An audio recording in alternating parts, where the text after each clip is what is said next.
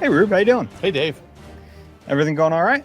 All good. All good here. No complaints. Yeah, we're back in the action. Mini bye week, long gone. Eagles have a game against the Vikings on Sunday in Minnesota. This is the Eagle Eye Podcast, brought to you by Nissan, Reuben Frank, and Dave Zangaro. A lot to talk about today. We want to talk about this meeting the offense had on Monday, and if we think things are going to change on Sunday when they're actually back on the field. We're going to talk about the two trouble spots on defense. We know what those are. We've talked about them quite a bit. We have Eagles-Vikings matchups to get to, questions at the end. But let's start today with a jam-packed episode. We have a lot, but let's start with the injury report because a lot of intriguing notes for both sides here. Yeah, and some good news for the Eagles when they were out of practice Wednesday. Yeah, let's start with that.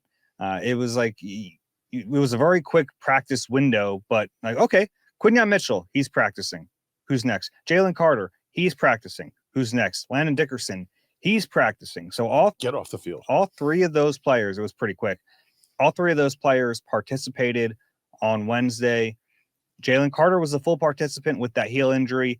Dickerson with the ankle and Quinyon Mitchell with the hamstring, both limited. Yeah, and Grant Calcaterra did not practice and won't play, I would presume. Yeah, it's good news. I think as good as Jalen Carter was last year, I think Quinyon is the biggest news. They need him more than Jalen Carter, as crazy as that sounds. I mean, at least they have serviceable bodies at his position. If they didn't have Quinyon going into that building, that receiver, I don't even care who's a quarterback, they can get Justin Jefferson the ball with Keeley and Adoree as your starting outside corners. That's scary. So it looks like that won't happen. Well, we'll see. I mean, it is a hamstring for Quinyon Mitchell, limited to start the week. I don't think that's a guarantee. I think that one, they're going to have to see how the soft tissue injury kind of responds all week. Especially cornerback is tough to play. I mean, it's tough to play any position with a hamstring, but if he can't run. Yeah. I think just the fact that he was out there in some capacity is encouraging. Definitely encouraging. So we'll see where that goes. Really good news. Jalen Carter, full participant. He said he's going to play.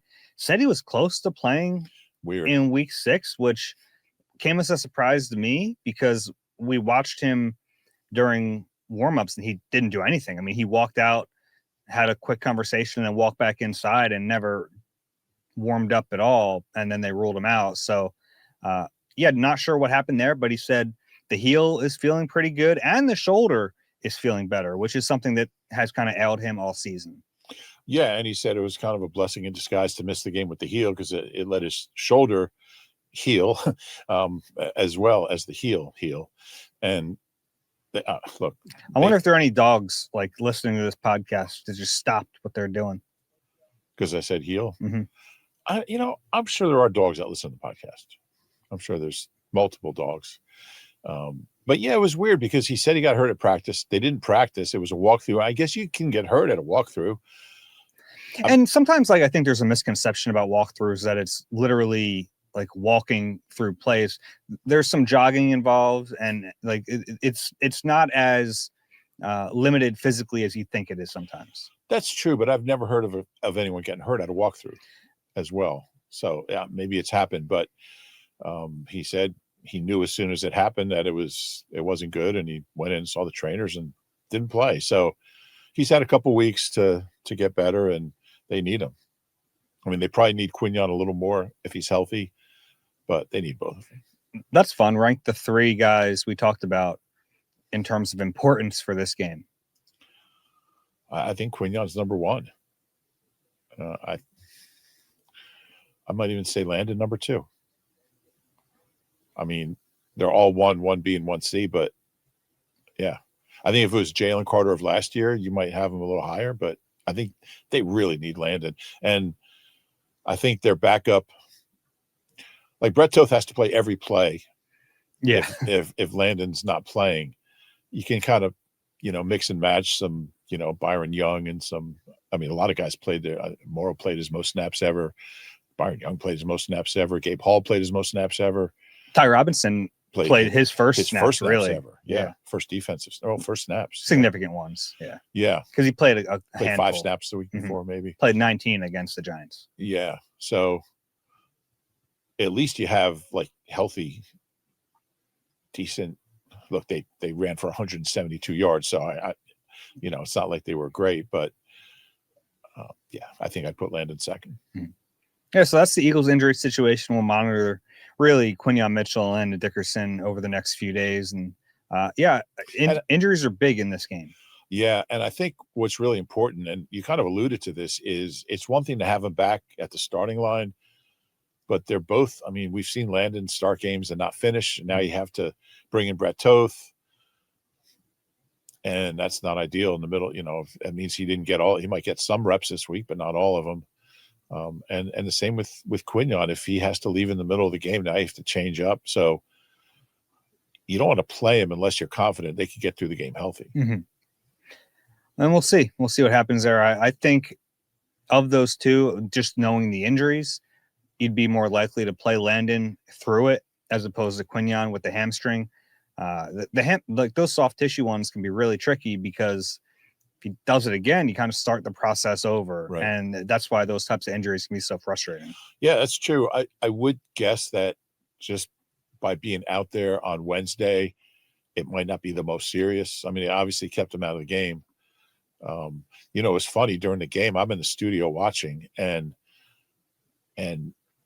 I see on the play-by-play Quinyon Mitchell injured, and then I look up on the screen and I see Quinyon Mitchell out there on the field.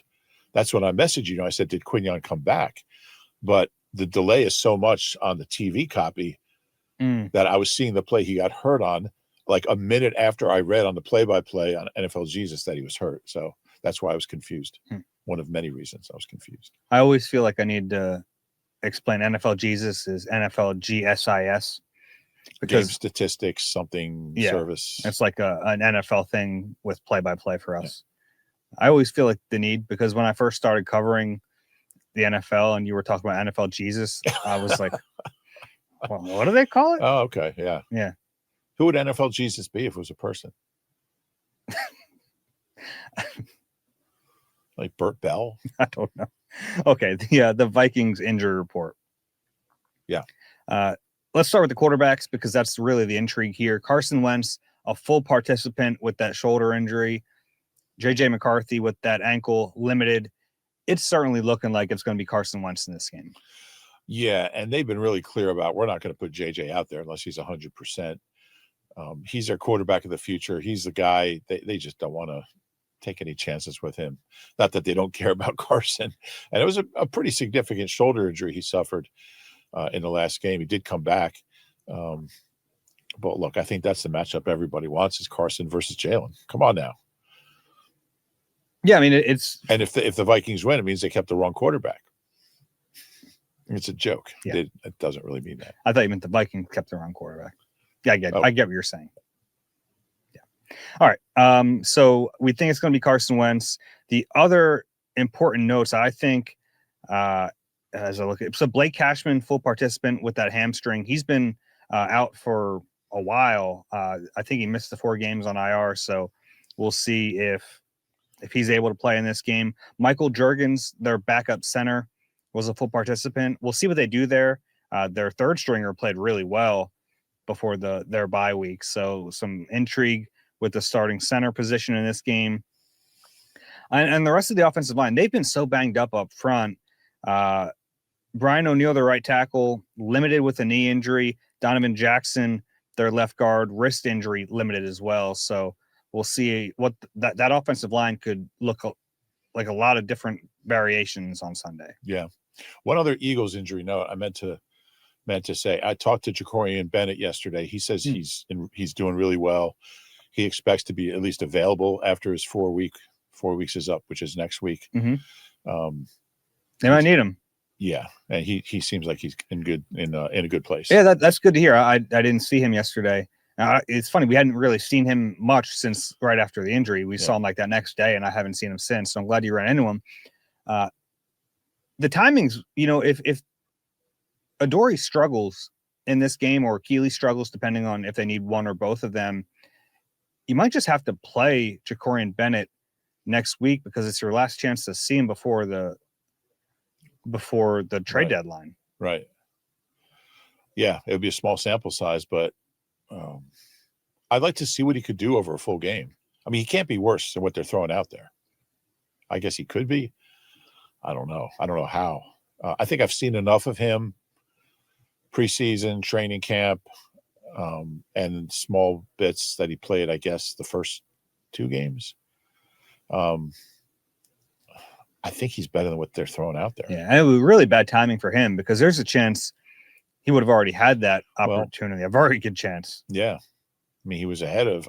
I think he would have played last week. So it's rough timing for him. Yeah. He might be the answer. He could be. I mean, without even knowing what kind of player he is, just based on limited, I think he could be. There's not a lot of options. And I did talk to Mac McWilliams, who has been taking outside reps. Said he's still taking some inside reps. He just said he's comfortable outside. Okay, confident kid. Yeah, we'll get to that. Well, we're on cornerback, so I just kind of threw that out there. Okay. Sorry to upset your script. Dave has the first 15 comments scripted. Well, we scripted for a reason, right? I guess. Okay. We were talking about the injuries. Andrew Van Ginkel, that neck injury, limited participant. I thought there was no chance to be back for this game. Curious to see how he progresses. I think it's probably more likely he doesn't play in this one, but that's on my radar to see if he's able to ramp up this week. Good player. Really good player. And a difference maker for them on the edge. No doubt. Pro Bowler last year, I believe. Yeah. Okay, so that's the injury stuff. A lot. I mean, there's a lot of moving parts for both of these teams. Important players, which makes it really tough, I bet, for sports books to get the line right on a game like this.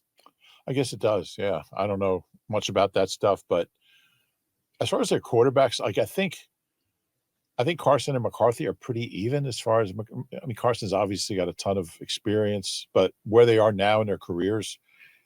I mean, Carson has played better in his 3 games than McCarthy did in his 2, but McCarthy also showed a lot in that one big win he had. Yeah. So I'm not sure. I mean, if you're the Eagles, I guess you'd probably rather face McCarthy. I think so. Inexperienced kid, but you just face 2 inexperienced kids and they both beat you. So maybe not. True enough. We talked to Jalen Hurts on Wednesday, and the big topic of conversation offensively has been this meeting they had on Monday. And in fairness, a lot of people have been asked about it, but that started because we heard from Nick Sirianni, Kevin Patullo, talking about how beneficial that meeting was, that, if they feel like at least they're starting to get some answers and pointed in the right direction. What do you think about this meeting I'm skeptical. Whether or not it's going in the right direction? I'm skeptical. We're sitting here going into week 7. They've been practicing since the end of July. It's now the middle of October. They had OTAs. Now, all of a sudden, a meeting is going to, now we know how to run the offense. I need to see it before I believe it. Yeah, I think that's certainly fair. I don't think anyone is like, they had a meeting. They're good to go. And I don't think it's just about the meeting. I think it's because you're coming off the mini bye week, and the hope is that with the extra time, the coaching staff sat down and figured out some answers. That's the only reason we're even talking about this meeting, right? Is because you hope with the extra time, and Nick Sirianni has been good with some extra days of rest, and maybe they figured something out. Here's why one of the reasons I'm skeptical. There's only a few ways to run an offense. They've tried throwing the ball in games. It hasn't gone well. It's gone well in bits and pieces. They've tried running the ball. That hasn't gone well. So what are they going to do? What's their, to me, the best thing they could do for the offense is have a different play caller, a guy who can, do the things you want from your play caller, keeping the other team off balance and guessing. And we haven't seen that. So unless the meeting was, Scott Loeffler, you're not a play caller, I'm going to be skeptical until I see them. And we have to be better on first down. Well, that's easy to say, but if you keep committing penalties and getting sacks on first down, you're not going to be better on, you're going to have these second and longs, first and longs, third and longs. You're not going to convert third downs. You're going to be off the field, 3 and out. They already lead the league in 3 and outs. So I don't know how you reinvent yourself with this play caller. Last year it was pretty clear. It was we're just going to build around Saquon. I'm not sure they have the personnel to do that right now. Yeah, I think that's fair. And to your point, there are different ways to run an offense that are more detailed than run the ball or pass the ball. The problem is you're not going to be able to change your offensive structure overnight. And I think there are some clear flaws in the way this offense is and this offensive system is structured, but we're pretty deep into this thing right now. It's not like they're going to come out and look like Sean McVay's Rams all of a sudden. Like they kind of are what they are. And I think the hope is that you find some creativity in what they already have in the playbook, and that just hasn't been there. Yeah, exactly. Because we know that some of those elements that are different are in there. They just don't use them as much. Yeah, and I don't think it's the plays as much as just the order of the plays, the how the plays are set up, when the plays are used. I think the plays are fine. I think they lack a lot of creativity. Well, I think the play. No, I agree with that. I think, like you said, there are plays they haven't used, but I think the plays that they have used, there's good plays in there. We've seen them, but you can't. They don't exist in a vacuum. And yes, they have to be more varied. They have to be more unpredictable, more creative, all that stuff. But I do think they have good plays. I don't think we've seen them all. I don't think they've set them all up correctly. In some cases, there's been a breakdown in execution, bad throw, a drop, a penalty. I just doubt whether they can have an explosive, consistent, productive, efficient offense with Kevin Patullo calling the plays. I'm getting to the point where I just don't think that's possible. I think there are a bunch of different issues. I do too. But I still think that's true. I don't know if they're good enough with the injuries and their current roster to make up for that. Yeah, and I like, you watch offensive football around the league, it just looks different. Yeah. It looks creative. Yeah. Like, sometimes I watch this offense and the old like stale when they brought in Kellen Moore, like that was the word. It looks stale to me sometimes. And like I watch, sometimes they have man in motion and I'm going, he's just getting some cardio. There's no rhyme or reason to why Devontae Smith is in motion on this play. It's like little things. It feels very disconnected. They don't use play action, which is to me one of the easiest buttons to push in offense, and they just don't run it. And like, forget it even being connected to the run game. They don't run it enough, point blank period. So as much as I agree with you that the sequencing of the plays needs to be better, I also think there's a lot of room for growth with this actual offense, but I don't think there's time to do it in week 7. Yeah, I don't disagree with you.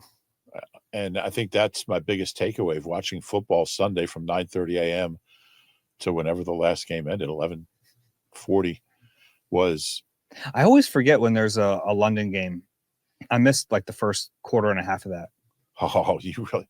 It was, yeah. I went out and got a workout at 8:00 so I could be, picked up a bagel, got home at 9:25. I've got to like write myself a reminder when I was just sitting at home. I didn't turn. Are there any more? I don't know if there's any more. Oh, I finally remember to get ready for them and they're done. Yeah, I will look. There's one this week. Okay. Rams Jaguars.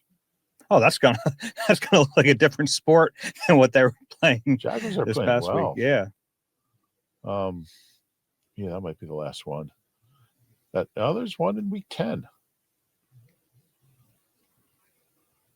Week 10. So that's Eagles play that Monday night. So we'll have a full menu of football to watch. November 9th. I'll be in Green Bay. Right. You'll be, well, yeah, if you fly out Sunday, yeah, or Okay. Saturday. You flying Saturday? I don't know. Try to take it one week at a time. Could be a good day for lighthouses. What do you make of Jalen Hurts was asked about the offense and that meeting in particular? What'd you make of what he said?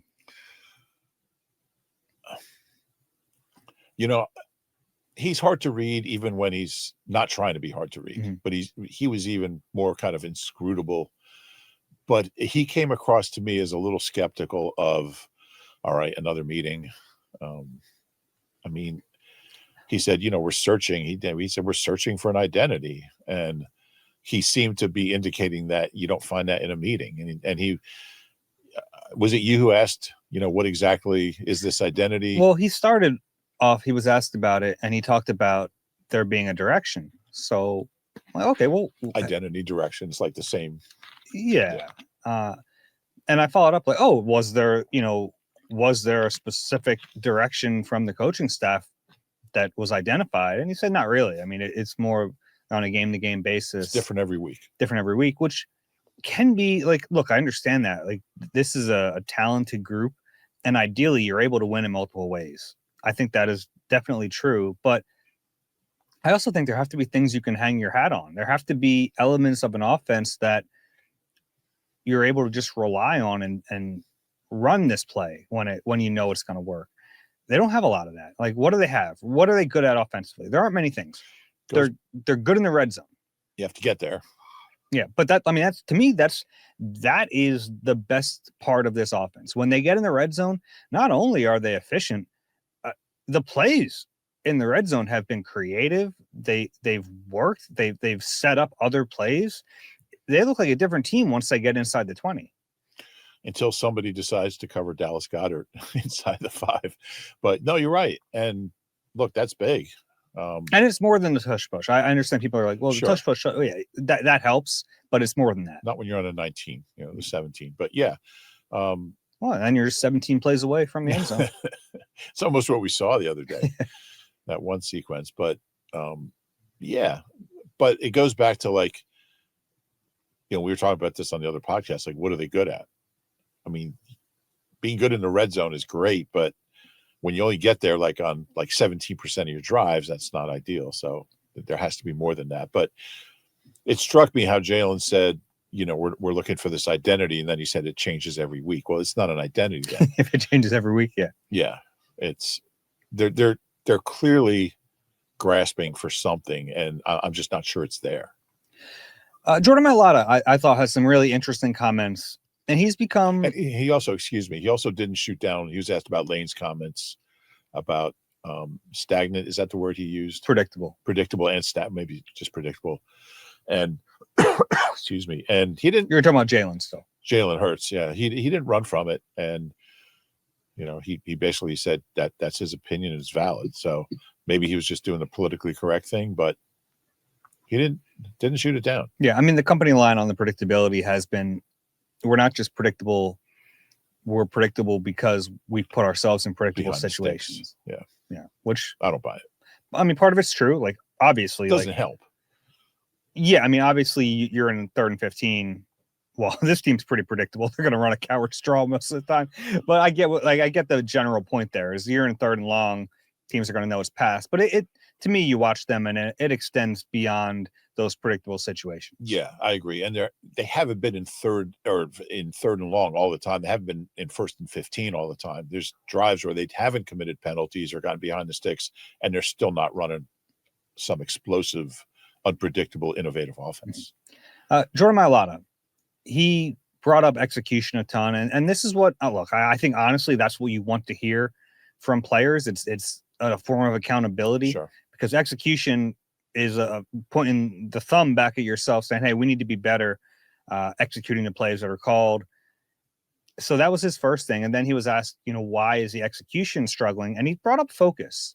And I don't think it was like some blanket statement about focus. I think he said, you watch the film, paraphrasing here, and there are guys who are not focusing on that specific play. And he said, like, everyone needs to focus on every single play and just do your job. And some expletives were used. He uses them when they're winning. So, yeah, I can imagine. What do you think of that? It's notable to me. It's notable because look, the Eagles, and I asked Nick Sirianni about accountability in his press conference on Wednesday. And he basically because he didn't answer until like 9 minutes later. Yeah, but it was on his mind, I think, because publicly they're so hesitant to blame anyone. And I understand that. It's not the way he handles his business, but there's no blame for a coach, a player, no one. a big part of his program here has been accountability. In meetings, we hear about them flashing numbers up on the screen. Like, hey, even if Lane Johnson screws up, a 6.5 goes on the board and everyone knows he screwed up on this play. I think it's important that still exists, even if they're not blaming publicly. So I asked Nick if that still exists. He said, yeah. And then later on, he expounded a little bit on it because I have to just interject because it was a great sequence because he gave you a one-word answer. Then he went to the next question, another question. And then during his answer to another question, he kind of pointed at you and said, like Dave asked, and like he kind of circled back. But he did it twice, actually. He did. That tells you it's on his mind. And I think he just didn't know how to answer the question when you asked it. So he just kind of bought some time. But I think he realized it was a valid question. Yeah. And I think it's important. And so getting back to my latest comments, I think that is like the most we've heard someone publicly say, hey, yeah, like we're not doing our jobs. And he didn't like name player X, player Y, but there was a hint of it. Yeah. I'm skeptical of all this because I just see a team that's just searching for answers. And like, how can they look so good in the first half, really in the second quarter, two long touchdown drives, and all of a sudden they come out in the second half and don't have focus, or some players don't have focus? I don't get that. I just think maybe those players just aren't good enough. I don't know. And I think when you have players that aren't good enough in a couple key spots and play calling that's not that good, and a couple guys that aren't playing up to their potential, then this is what you get. So I don't totally disagree with that, but I do agree with Mailata's notion of like, watch the film. There are plays where you're going, this block has to be made. It's there to make. You just missed this block, or this route is there to run and you didn't run it. Or like there are moments like that when you watch the Eagles offensive film, aside from wanting to pull your hair out with some of the design. Like there are moments where, and to me, this is like talking about focus is the first step to talking about effort. And I think that's a big jump to make, one that I won't make, one that I'll leave up to players to make it whenever they think it's right. But to me, that's like the first step in that. Yeah, I think it's fair. I just don't know. I think if you watch any game, you can watch the Super Bowl against the Chiefs, the one they won, and find a play here where a guy missed a block, or a play here where a guy didn't finish his route. Maybe not in that game, but I think that's not that unusual. I think it happens. Okay. I mean,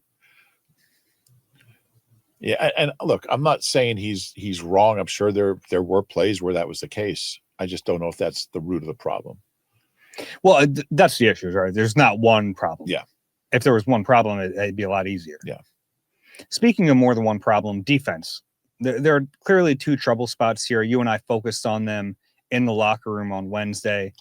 Cornerback and edge rusher. And look, these kind of go hand in hand a little bit. We know how tied pass rush is to secondary play. And I think when they're weak at both spots, it shows up. And we saw that the last couple of weeks. Yeah. And it's hard to find answers. Now they'll get Nolan Smith back eventually.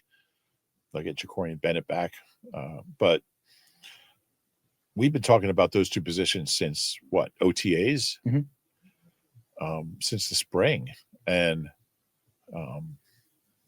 it's showing up on the field in really ugly ways. Okay, so you are now the czar of the Philadelphia Eagles. You get to make all the decisions. How do you fix them? I was going to say something funny, but I won't, because they won't let me back in the facility. It's a great question. I mean, until the trade deadline, I would keep looking mainly for an edge. You have Nolan coming back in a couple of weeks, presumably healthy. We don't know, but I'm not sure what I would want to give up. I think there's some good options out there. You wrote about them. You laid out some pretty good names, but I think if you feel like you have a chance to do something, if you can improve those two spots, and I think it would go for both of them, I would see what's out there. And I don't even know what I'm more concerned about. I mean, corner, those mistakes show up in a bigger way, but when you don't pressure over the long haul, that shows up just as much. So if I could bolster either of those positions with a trade, I would do it. And I'm talking like I would look big. Mhm. Yeah. Because, I mean, we're 7 weeks in, so there's teams that are looking to unload. Well, there are some teams. I think when there's as much parity as there is in the NFL right now, that's tougher. It is. Like you look at the Bengals, they're not out of that division yet. So, and they just traded for Joe Flacco. So I don't know how willing some of these teams are going to be to trade assets, and that's something to keep in mind too. Sure. That's what the NFL wants. They want every team to be, with 3 weeks left, a couple teams are going to be, 2-13, but they want everybody to have a chance at a wild card. And that's why they keep adding more wild cards, and more people are going to watch a team that's 6-8 if they have a chance at a playoff spot. Okay. So I'm Czar. Yes. Now you are now Czar. Let's start with cornerback. Jacorian Bennett, the second he's healthy, is on the football field. Sure. You give him that opportunity. You run Quinyon Mitchell across from Jacorian Bennett. Cooper DeJean keeps his role playing outside, inside. I don't know if that is going to fix all the problems, but that's my first fix at cornerback. At outside linebacker, I'm pulling off a trade for one of those guys, whether it's Trey Hendrickson, Jermaine Johnson, take your pick, pull off a trade there. In the interim, I'm getting Nakobe Dean on the field for 10 to 15 snaps a game. I'm playing Jihad Campbell on the edge. And that's my attempt to fix that until Nolan Smith gets back. Yeah, and I think it's pointing that way. I think just from the way guys are talking in the locker room, Nakobe, Zach Bond, and I wasn't there for Jihad, but it seems like we're going to see some of that, which there's not a lot of options, but that's a good one. I'm just fascinated by it. It might not work. I don't know, but I'd try it. I think circumstances have changed at both linebacker and edge rusher from the beginning of the season. Beginning of the season, Jihad Campbell had to be the starting inside linebacker, had to play all those snaps. You had Nakobe Dean back. He's a good player. You can play him some at linebacker. You need help on the edge. I think Jihad Campbell has that ability. Now, if you try it and you think, oh man, we're not getting the most out of the rookie, we really need to put him back, you can do that. Like, there's nothing wrong with trying it. Yeah. Nakobe didn't have a training camp. He played 5 snaps on special teams, so he hasn't played on defense since 6. 6. You love doing that, don't you? I'm going to double check. No, I'm not even. I believe you. But yeah, he hasn't played. And what did you say? 15 to 20 snaps? 10 to 15. 10 to 15. Yeah, I think this week it might be closer to 10, 8 to 12. Keeps himself in good shape, but and Jihad, look, he's a rookie and he's played 6 games in his career. So, and I asked Zach Bond this, are you concerned about like asking too much of a rookie? And he's like, he can handle it. You just watch him and he can handle it. So that's always a concern with a young kid. Will you set him back if you keep throwing more stuff at him? But I don't think that's a concern here. I don't think so. And he's playing inside linebacker. Asking him to go out on the edge and rush the passer that might actually make life easier on him. It would, in terms of the mental side of things. Yeah, and I asked Zach about that. He said, yeah, it would be easier for him. It's still a lot, but I'm with you. I would try it because you got to do something. You can't just keep running the same guys out there to get no sacks. I mean, their leading outside sack guy just retired. There was one reporter, I won't name names, who said, the only edge guy who had a sack just retired. And I was like, don't forget about Patrick Johnson. That's not fair to him. Patrick got his first sack. He was very happy. I had a nice chat with Patrick Johnson yesterday. But yeah, players were really surprised. Really took him. That's Darius Smith retired. Yeah. Yeah. No, it seemed like no one had that inkling thought that he was going to go. Yeah. That locker is now empty. BG held it for 15 years. They've had 2 guys in and out of it in a month and a half. Yeah. Yeah. It's jinxed. Still, the last 3 guys who've had it have averaged 5 years in that locker. So that's pretty good. Yeah, there's not a lot of options, and I'd like to see it. Yeah. I think he might be pretty good at it. I do too. I think it's going to be, they're going to take some lumps, but his athleticism is going to win sometimes. Yeah. Speed, quickness. Yeah. I think we'll see that. I do too. And the fact that Vic's been asked it, and I think it was Jeff Nyberg, who asked, and he said, I've asked you this 6 times already, but things are different now because N'Kobe's healthy. And he didn't shoot it down. It was like the first time he didn't shoot it down. So that tells you it's on his mind. How could it not be? We'll take a break. Come back. Eagles-Vikings matchups. You deserve a car that thrills you, a car that puts goosebumps on your goosebumps. At Nissan, we've got everything from turbocharged SUVs to 100% electric vehicles that'll make your heart beat faster. Experience the thrill for yourself and shop your local Nissan store and NissanUSA.com today. Back on the Eagle Eye podcast, brought to you by Nissan. Reuben Frank and Dave Zangaro. Should be a fun game in Minneapolis on Sunday. Back to the scene of Super Bowl 52. Yeah, and I was just watching Carson's presser from, I guess it was from yesterday, talking about this, and he talked about all the good times he had in Philadelphia with the Eagles being the second pick. Talked about winning a Super Bowl, even though he didn't play, and he just kind of looked around and he said, in this building, which is kind of a cool thing. Great stadium, by the way. It is. And I don't like domes, but yeah, it really is. I think I might like it the most of all these new domes. I think I would agree from the ones I've been in. Okay. Atlanta's pretty cool. Have you been at that Atlanta one? Yeah. The one. You haven't been at SoFi yet. Because you went to a soccer game the day before. I remember that. I did, yeah. Yeah. Have not been to SoFi. SoFi is a spectacle. Yeah, it's pretty wild. Yeah. I like the feel inside of that Minneapolis stadium, US Bank Stadium. Yeah. What's your favorite stadium, period? I like CenturyLink in Seattle quite a bit. It's my favorite. Yeah. Yeah. I mean, I like the old I like stadiums. a good downtown stadium too. I know that maybe shouldn't factor in, but I like being able to walk to a stadium from a downtown. Yeah. I remember walking. Which is what US Bank has as well. Yeah. Yeah. And their previous stadium was downtown. I never went there. The Hubert H. Humphrey Dome, Metrodome. I remember walking there, and Phil Anastasia, your former professor at Rowan or Glassboro State, whatever it was at the time, Glassboro Teachers College. It wasn't that long ago. He forgot his laptop in his hotel. He got to the game. You guys were using laptops then? With abacus, not carrier pigeons. He left his abacus in the hotel. No, but he just walked back to the hotel, got his laptop, walked back to the stadium. Something to be said for a close stadium. What stadium is closest to the hotel you stay in? This year? Ever. Like, when the Rams played at TWA Dome, the Marriott was like across the street. It was great. It was closer to Busch. It was like right adjacent to Busch. Yeah, I typically don't stay like at the closest one because there's a lot of hubbub around. You don't like hubbub? I like to avoid hubbub. Matchups. The one on everyone's mind in this game, the Eagles cornerbacks against Justin Jefferson, and I'll add Jordan Addison. Sure. Which you don't want to forget about him because he's really good too. And even if Quinyon Mitchell plays, you would think he's going to shadow Jefferson, and then you have that other guy, whoever it is. He's talented. Like, he's more talented than his numbers, I think. He's good, and he missed some time this year. Yeah.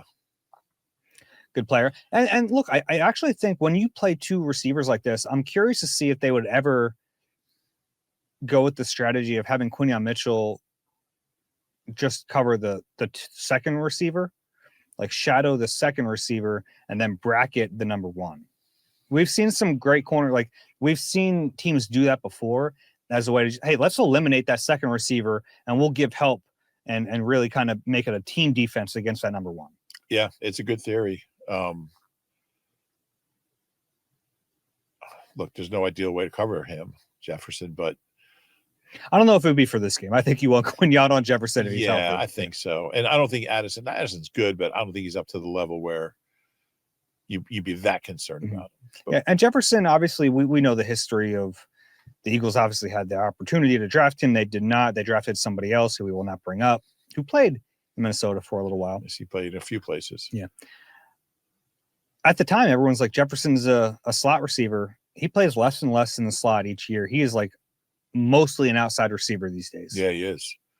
He is. I mean, he was a really good slot, but man, he's something else. Hall of Famer already, I think. Yeah, I mean, he's unbelievable, the best receiver in the game. So tough matchup in this one for them. Yeah. We don't need to spend too much time on it because everyone just knows he's really good. Yeah. Carson Wentz is going to play in this game. It looks like we know Carson. We know he can make some plays, but he'll put the ball in harm's way as well. Yeah. Eagles cornerbacks don't have an interception in the last 24 regular season games. Wow. The last one was Keely Ringo off Tyrod, I think late in 23. He had a big long return. But, yeah, I think that's a streak that could end this week. He will put it up. Your bold prediction? I don't know if that's bold enough to say a cornerback's going to have interception. For this team, it might be. Might be. I'm like the arbiter of boldness for the Not bold enough. I'm not sure that's bold enough. I think you can talk your way into it. Might do that. But it'll be something interception related. And Carson's played okay. He's played all right. He'll turn it over though. And he's not the guy, and I give him credit for sticking with it. Gosh, he's in his 10th year. I'm not sure how that happened, but with a 6th team in 6 years, and J.J. McCarthy's obviously the future, but it looks like we'll see him, and it's a fun matchup. He's never played against the Eagles. He's playing well enough that they don't need to rush the kid back. Yeah, which is all you can ask for with a backup quarterback. Exactly. Last time the Eagles played him, the only time the Eagles played him, they got to him. 9 sacks. You remember that game? Oh yeah. BG had 2.5 of them. They were just on him about that game. Yeah, all game. Most he's ever taken in his career, 9 sacks. Eagles have a chance to get after him in this game. That offensive line has been good with the Vikings, but they've been really banged up. We don't know who's going to be out there. We don't know how healthy those players are going to be if they are out there. This is a chance for the Eagles defensive line, which has been kind of a disappointment, to finally get to the quarterback.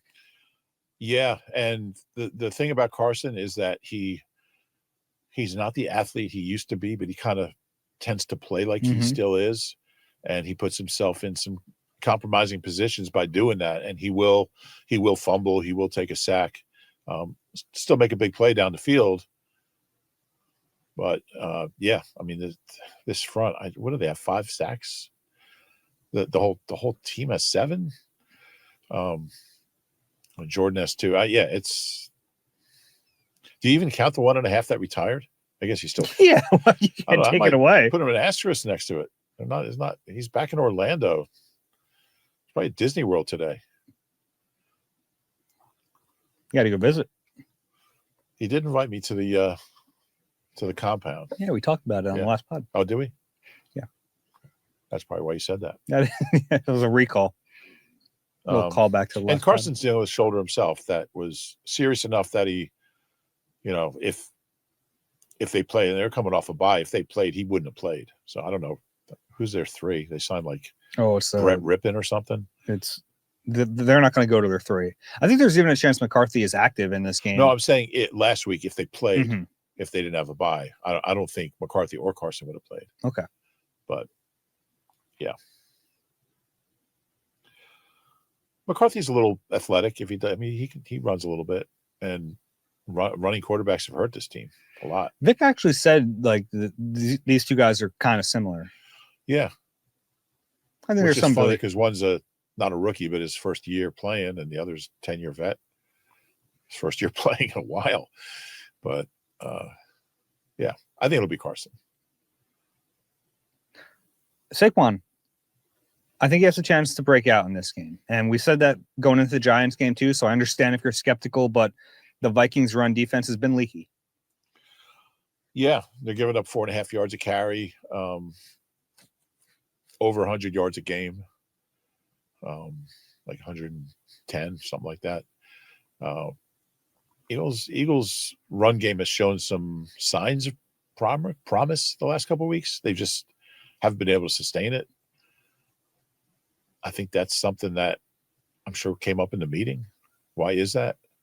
And the Denver game, they just stopped doing it. Saquon had a good little start there. And then last week, what do you have? His first 2 carries were 18 and 13. And then he had 20 yards on 10 carries or something after that. So they got to figure that out. But this is a team they might be able to establish a run against. Yeah, I think they really will have a chance. And I think they have to try. I think so too. Okay. That Vikings line is pretty good. Our old buddy Javon Hargrave is out there. So is Jonathan Allen. So 2 guys who were in the NFCs for a long time. On the edge, Jonathan Grenard is their best edge rusher. He's been getting a ton of pressure, but it's always nice when that's the strength of a defensive line because you still feel really good about Jordan Mailata and Lane Johnson against them. Yeah, no, that's true. It's the interior guys. And did you mention Jalen Redmond? Who's been really good for them. Yeah. Kind of the surprise player who's stood out. Yeah. So that's defense. a matchup you might be a little concerned about. Mm-hmm. Yeah, and it'll be a big deal if Landon Dickerson is able to play in this game, not just to deal with those pass rushers, but also to get the run game going. Yeah, no doubt.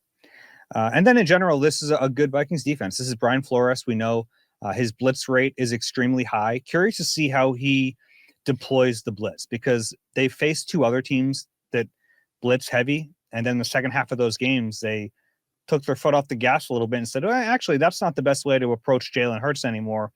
We're going to send some sim pressures. We're going to play zone coverage and see if he can beat us that way. And the Eagles have really struggled with it.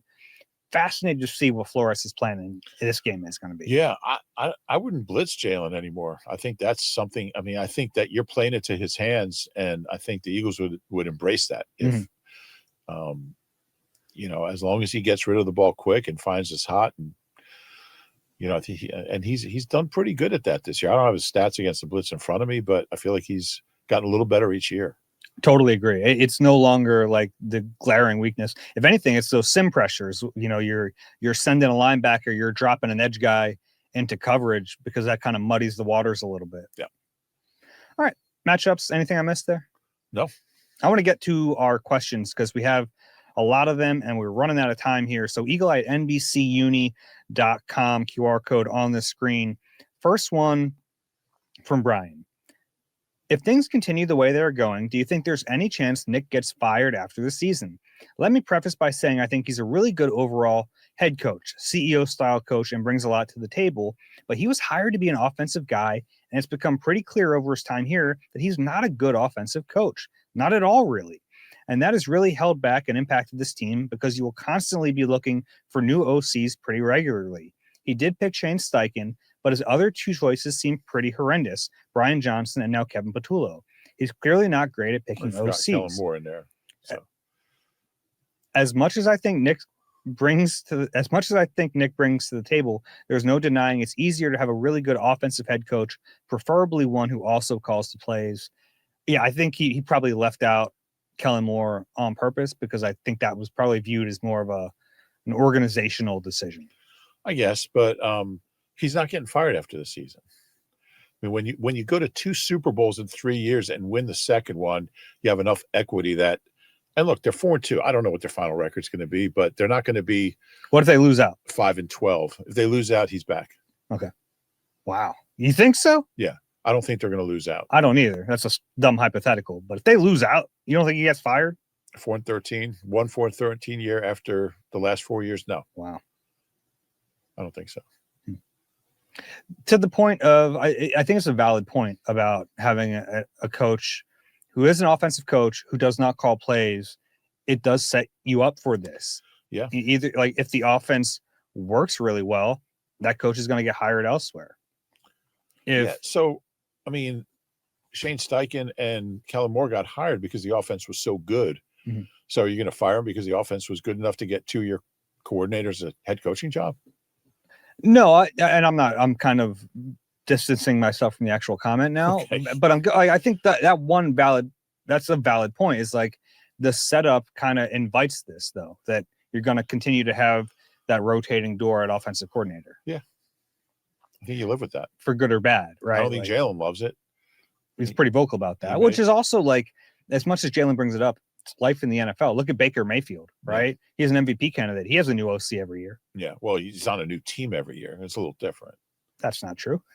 But yeah, a lot of teams, a few teams. But I mean, it is something that Jalen, even when he's not asked about it, he brings it up. So it's something that bothers him. Next one from Seth. My question is related to Nick calling plays again. We know that's unlikely anything will change with Patullo's position while in season, given the way the team operates and the fact that they're 4-2 and defending Super Bowl champs.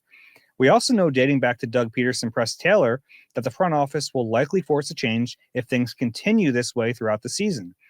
Does it not feel like this is a time where Nick should at least try to take play calling back over? Mm-mm. I don't want to ever see him do it again. I mean, he's probably better than Kevin, but not measurably. I would try Scott Loeffler, Jason Michael. So do you think there's any chance Nick ever goes back to calling plays? I don't think he ever will. And he said that. He said, I will never call plays again. I mean, he's been pretty clear about that. I wonder, I'm part of me is just curious to see how he would do it now. Yeah. If it would be different. I think his mind was kind of swimming when he was trying to do that. Yeah. Well, it's interesting. I wouldn't want to see it, but maybe he's gotten much better at it. You would think he's a smarter offensive mind now than he was when he got here, just by the experience he has. More time with Jalen. Yeah. He's been around a lot of these guys a long time, 5 years for a bunch of them. I think he'd be an upgrade, but I don't think he'll do it. I don't even know if it'd be an upgrade. I don't know if they do it either. Modest upgrade. Next one from Mike. Just not having Patullo do it would be an upgrade. I mean, you could have Tom Feiner do it. It would be an upgrade. Tom's looking, he's shaking his head. But yeah, go on now. Continue, please, with the questions. Whenever you're ready. I was ready 5 minutes ago. Mike, watching the first half of the Giants game, our CB2 play is not good enough to carry Super Bowl aspirations, and neither player have shown real hope for big improvement. You didn't have to watch more than that first half to know that, I guess. Is Howie going to let the trade deadline pass with our current corners and pin the season on the shoulders of Keely Ringo and or Adoree Jackson? Or will he buy some insurance by acquiring a top shelf player who are the best potential prospects to scoop up by a rebuild season team? Yeah, and we talked about Jacorian Bennett, and I'm not going to pretend that he's the answer to all their problems, but I think he'd be better than what they have. And you can argue that's the trade he made already. He already made that trade. It's tricky because you're not going to have a lot of time. If he'd say he does play against the Giants, not going to have much time before the trade deadline to figure out if he's a viable upgrade or not. Yeah, I don't know. I don't know if he wants to use the picks to get both. It's that once bottomless well of picks is dwindling a little bit. Yeah, they're down to 7, and they're expecting to have 10 with the comp picks. You can't trade them; you don't have them yet. So you have 7 picks if you wanted to trade them. Yeah. So, and you can trade them once you get them. That they used to not be allowed to, but. I think he'll make a trade for one of those two. I think Edge is more likely. I do too. As far as names, the name I had brought up a few weeks ago was Greg Newsome, who's already been traded. So you can cross him off the list. Denzel Ward would be like the top guy. I don't know if Cleveland would trade him. I think it would take an awful lot to get a Pro Bowl caliber player. Some of the other names we've seen, Tariq Woolen or Reek Woolen from Seattle. I don't know if that's the best fit. I've seen Rasul Douglas's name out there. I think he'd be better than what they have. Alontae Taylor from New Orleans, another name I've seen. How many teams has Rasul been on since he left here? He's had a nice career. I mean, he's in year 9. He's been with the Panthers, the Packers, the Bills, the Dolphins. And I think there's one team he's with that didn't even play for, the Texans. Yeah, remember the Texans signed him and they put him on the practice squad.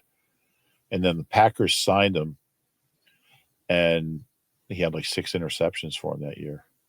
He got 17 picks in his career. Only had 3 here.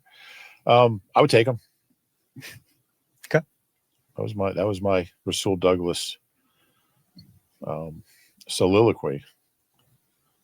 30. He's 30 now. It's hard to believe. Sidney Jones out there? Yes. He is. He is out there. Who'd you rather have, Sidney Jones or James Bradbury? All right, never mind. I withdraw the question. Yeah, thank you. Next one is from Bob. Love the pod just as much as that guy who was arrested near you. Did not get arrested. Question. Or did get charged, I should say. Question. My first thought when I saw Scadabo's antics was, where is B-Dog? Where is the enforcer on this team that put a body on this guy? Do the Eagles have an enforcer?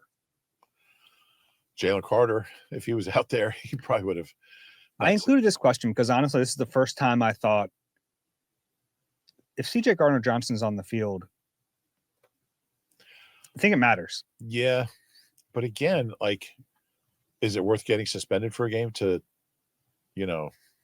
go after a guy doing backflips after he scores against you? And I don't mean like after a backflip. I mean on the field of play.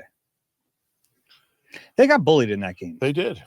It was, and that to me was like the worst part of that loss was that they were the less physical team. And I mean, it occurred to me during when it was really when he was doing the backflips that this guy is mocking your defense. He's like, this is a rookie. And he earned the right to. He absolutely did. And you just like, you're going to take it, but like, you can't run out there and do something and get yourself suspended for a week. Maybe they should have just signed CJ just for the game. And yeah, I'm not saying to hit the guy after he does a backflip. Hit him when he's running the football. Well, that goes without saying. But I mean, not in that game, it didn't. Well, that's what you want. Yeah. Goes without saying. But like, I mean, Adore's attempted a tackle on Scadaboo was embarrassing. What'd you make? Vic was asked about that play. He said, which one? Vic had to know which play. Oh, yeah. Yeah, he did say that. What was being referenced there? The one where he didn't try to tackle the running back going into the end zone? That one? Yeah, I think that was his way of saying there were more than one. Maybe. More than one mess up by Adore. That was embarrassing. It was. Like, you at least make it look like you're giving an effort to tackle the ball carrier. Yeah. And look, Adore Jackson's probably not bringing down a big running back, but. And this is an issue with, and I like Adore. He's a good dude. But this is what happens when you sign like older veteran guys. You're not going to get the same, I guess, effort's the word you're looking for as, a young kid who's playing for that next contract. I mean, Adore is probably Adore Jackson's last year in the league, quite likely. You're going to, what's Scadaboo, 240? You're going to try to tackle? It's not that big. He's big, 215. I don't know.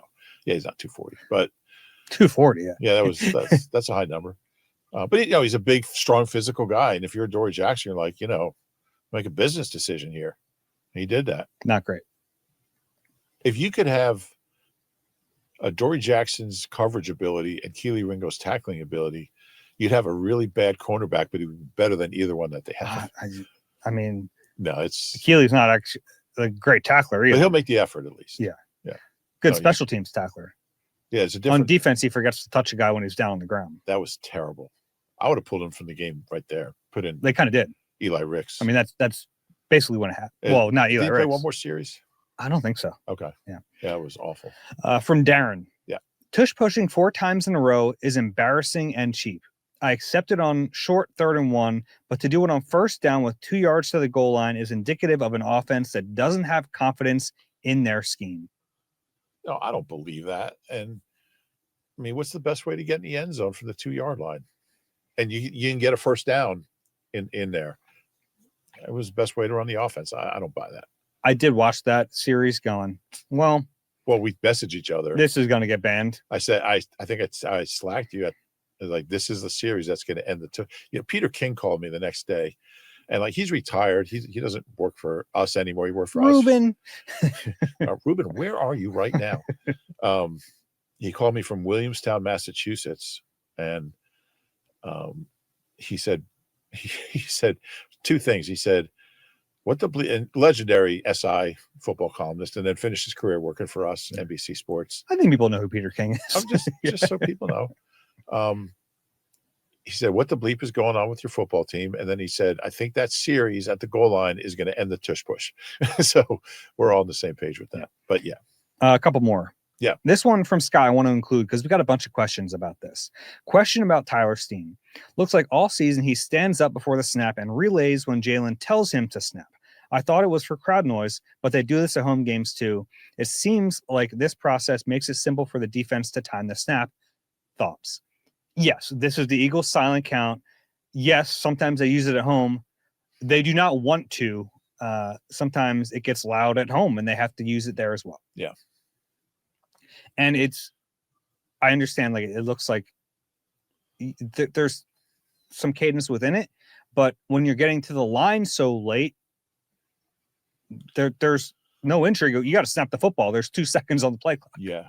And I think that's a kind of an underrated problem with the offense is, they're just letting the play clock run down. Which is like a crazy thing to have to even talk about, like getting the play in a timely manner. Like this is day one stuff, and they've struggled with it. Yeah. One more from Humam. Really bummed about the loss to the Giants. However, what caught my eye was Dave holding the mic in the A.J. Brown presser. It was a scrum. Seems like a very uncomfortable position to hold a mic. Does your arm ever get tired holding the mic like that for an extended post-game interview? Is this what separates a veteran reporter from a rookie reporter? He did attach a photo. We don't have to. I was far away. I was like leaning over with my hand extended. Honestly, what separates a veteran reporter from a rookie is me, the veteran. I got to scout that out better. I got to get a better position so I don't have to do the reach. Flex your arm more than this is what really. Then you do the switch like after 2. Sometimes you have to. Sometimes you can't, just based on like there could be somebody there. I find it's more of a problem in the locker room during the week than at a game. I'm not in the locker room anymore after games, but so it's definitely not a problem for you. Well, no, but they're usually shorter. Like if like Saquon talks, like I had the mic for Saquon in the locker room 2 weeks ago, and he talked for like 14 minutes. And like you're like, it's like, you ever see those beer hoisting, Stein hoisting? That's what it's like. Yeah. And yeah, but it's a very perceptive question. And it was like, they don't teach you that in journalism school. Yeah. And after a game, there's a bunch of like equipment and bags everywhere. So you're like, you're stepping around things and shoulder pads on the. It can be tough. Yeah. All right. If you have a question for us, eagle@nbcuni.com. That's my favorite question. It's a good one. Rube, I've been putting off asking you for your prediction because this is a really tough week. Yeah. Which way are you leaning? I still haven't decided. Are you leaning one way or the other? I'm probably leaning Vikings. I think I'm leaning Eagles. And there's a lot of the injury stuff this week, and that's starting. That's why I gave my I want to see what it's today starting looks like. to come into focus a little bit. Yeah. I think I'm leaning Eagles on this one. But I think we're going to be split in our weekly predictions with the whole crew. Yeah. I haven't picked against the Eagles in a long, long time. So I have a lot to weigh. It's a difficult game. The Eagles, I think, are the better team, but they were the better team against Denver and the Giants, and they didn't play like the better team. So it's not really about the quarterback for me, the Vikings quarterback. I think there are some matchups that favor the Eagles, but then the last 2 weeks they did as well. And it's more about the Eagles. Yeah. And whether or not you have confidence that they've figured some stuff out. Yeah. And that's what this prediction is. It really has nothing to do with the Vikings. Vikings are a good team, not a great team. So yeah, I guess I need to get that to you by tomorrow morning.